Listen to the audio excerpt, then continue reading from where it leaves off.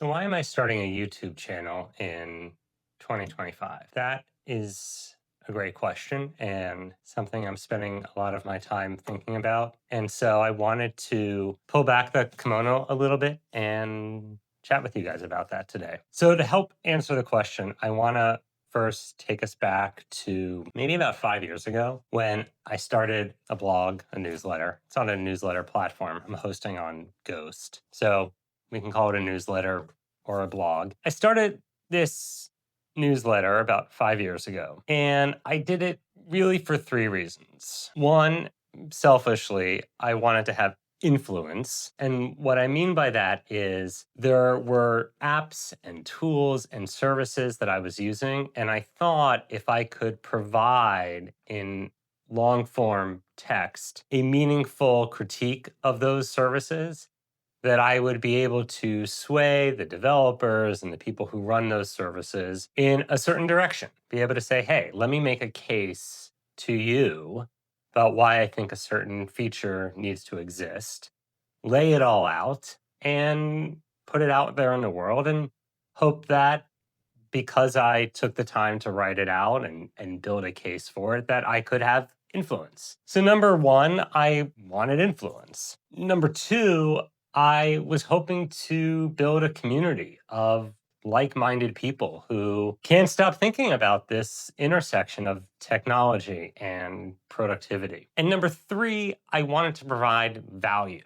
If there were things that I knew about how to use a particular service that I thought were unique or that not a lot of people knew about, I wanted to share that. I wanted to provide service and value to the readers. So I started the blog and I invited some folks that I know to follow along and subscribe since it was a newsletter. And at the time, I think I started the newsletter with about 12 subscribers. And in the last 3 or 4 years, I've grown that subscriber number by, I think, somewhere between 0 and 3 new subscribers. So over 3 years, I've gained about a subscriber per year, if even. I actually have to go, it could have been zero. I have to go back and look. I'll paste it somewhere here. So the funny thing is, I don't think I minded that I wasn't gaining traction with the newsletter. And obviously, I would post links to each new piece. And some people would click the links on Twitter or Threads or Mastodon and read the stories. But I wasn't gaining subscribers. I wasn't gaining new people who wanted to follow along as I was writing, which frankly was actually mostly sort of fine with me because I wasn't doing it as something I was hoping to monetize. It was a hobby. I couldn't stop thinking about certain things and I wanted an outlet for it. And so if all it ever did was remain a hobby, I would have been totally okay with that. But I kept thinking about those three goals that I had. Number one, to have influence. Number two, to build a community. And number three, to provide value. I wasn't sure if the metrics were bearing out that I was achieving any of them. And I know this sounds like a very long yarn to weave about how I got to YouTube, but I think it's important. So I had this blog running, and in a funny way, I started thinking what I really want to be doing is podcasting. And again, this was only a few years ago, 22, 23, and I have been listening to podcasts since podcasts were invented, pretty much. I remember downloading episodes onto iTunes, transferring them over to my iPod, and walking through the streets of the city listening to podcasts. So I've been a fan of podcasts for a long, long time. And I've watched people build businesses that I'm envious of through podcasting. And I always thought, wow, what a phenomenal career that would have been to be a podcaster and to take my passion and to take everything I've been thinking about with technology and productivity and share that with the world and have a place to just chat in a way that even a newsletter or a blog can't, because you can have a discussion. You can work out your thoughts in dialogue. And that was really, really appealing to me. But I also understood in 2022 or 2023 that I didn't know how to achieve meaningful distribution through podcasting.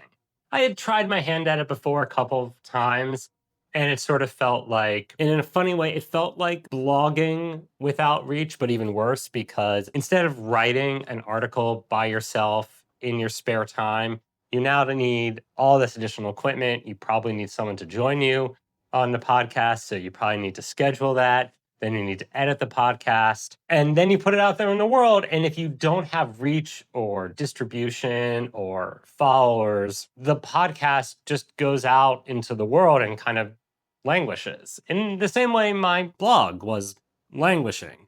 I'd put these posts out into the world, and except for one or two clicks, there wasn't reach. There was no algorithmic way that what I was writing was going to magically find its way into somebody's hands that would really appreciate it. So, have this newsletter, kind of wanted to be doing podcasting, but didn't think that that was going to pan out either. And the more I started to listen to creators talk about where the world was moving in 2024, or had long since moved there, and I was only realizing it into 2025, I came to learn that where you can still build an audience is YouTube. And I just want to be clear. I have no desire to be on camera. In a funny way, I think podcasting and writing on your newsletter or blog, you're only putting out a really small part of yourself. You know, the part that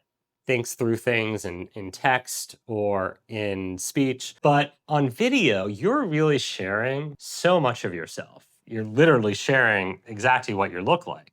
And not only that, you're sharing, I mean, you can see the storm windows that I'm trying to hide in my background. You're sharing almost all of yourself when you put yourself on video. And I have no interest in that. And I thought, okay, well, if I can do that on YouTube and achieve some of those goals, then maybe being uncomfortable and sharing more of myself than I really am primed to share is worthwhile. And I'll get to some of the subscriber numbers in a second, but I also just want to stand back and acknowledge that YouTube is really, really hard. With writing a newsletter, for the most part, you're talking about one skill set. You need to be good stringing words together. And as a reader, I thought I had some ability to string words together. But that was really all I needed to bring to the table in terms of skills. Yes, you know, with platforms like Ghost or Substack or Beehive, the web programming is largely taken care of. Even a lot of the web design is taken care of. So you pretty much just have to bring a writing skill to the table. But with YouTube, you have to bring so many skills to the table, skills that we don't have. I am not a photographer. I started this channel about 6 weeks ago, and I've learned a lot of skills that I just don't have. I am not a photographer, but you do need to understand photography and lenses and lighting and even sound. And then you need to edit the video, and then you need to make a thumbnail. And so there's artistic skill, which I also don't have.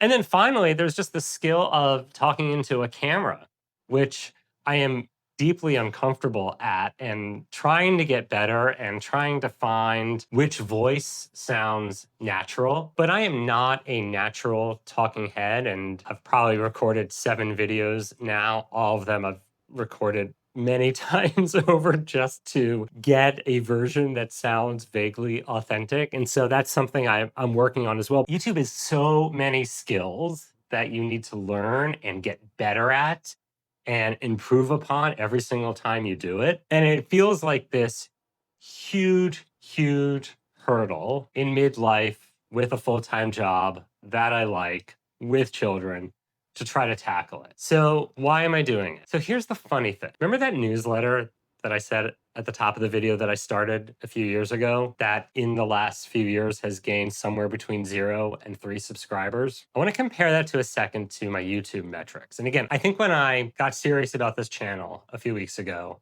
I had 3 subscribers left over from a couple of early videos I made a few years ago. In this time, and again, it's only been 6 weeks, I now have little over 30 subscribers. Now, look, I know in the world of YouTube, that is next to nothing. To leave your mark on YouTube, you need hundreds of thousands, if not millions of subscribers. But I just want to compare that for a second. 3 years of writing a newsletter got me between 0 and 3 new subscribers. 6 weeks of putting videos on YouTube gained me somewhere around 27 to 30 subscribers. I can't ignore that. YouTube has reach. YouTube is somehow finding people that might be interested in what I'm trying to do in this narrow space between technology and productivity, and it's putting my videos in front of them. And for some of the people that are watching these videos,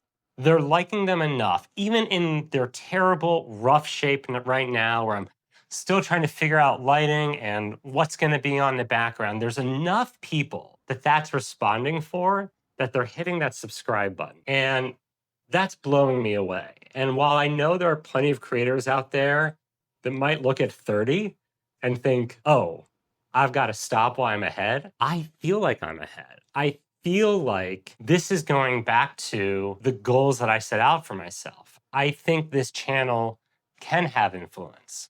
I think we can build a community. And I think, or at least I want to try to provide value. And so if you're one of the first 30 or maybe the next 30, first of all, thank you for finding these videos. Thank you for giving me a shot to achieve some of those goals. I hope to keep getting better at making these videos. I hope to improve all of this. I hope to improve the way I communicate to you. But mostly, I hope to provide value to you. So I would love to know, I'd love to hear from you in the comments below or find me somewhere else online. What can I offer you? What are the things that you would like me to cover on this channel in that intersection between productivity and technology? You've seen some of the things that I'm naturally interested in, but let me know and let's build this thing together. And so right now, just a few weeks into this YouTube journey, why am I starting this YouTube channel? Because I think we can do something here. And maybe I'm wrong, and ask me again in a year, and maybe in a year, my subscriber base won't be past 100, and I'll feel like all this time and effort won't be for anything. But I'm taking the bet that that's not going to be the case. So 1, thank you for watching. 2, thank you for giving me a chance. And 3, let me know how I can provide value to you. Thanks so much. And periodically, I'll probably check in and share with you how all this is going, but I'm excited to see what we can do here together. Thank you.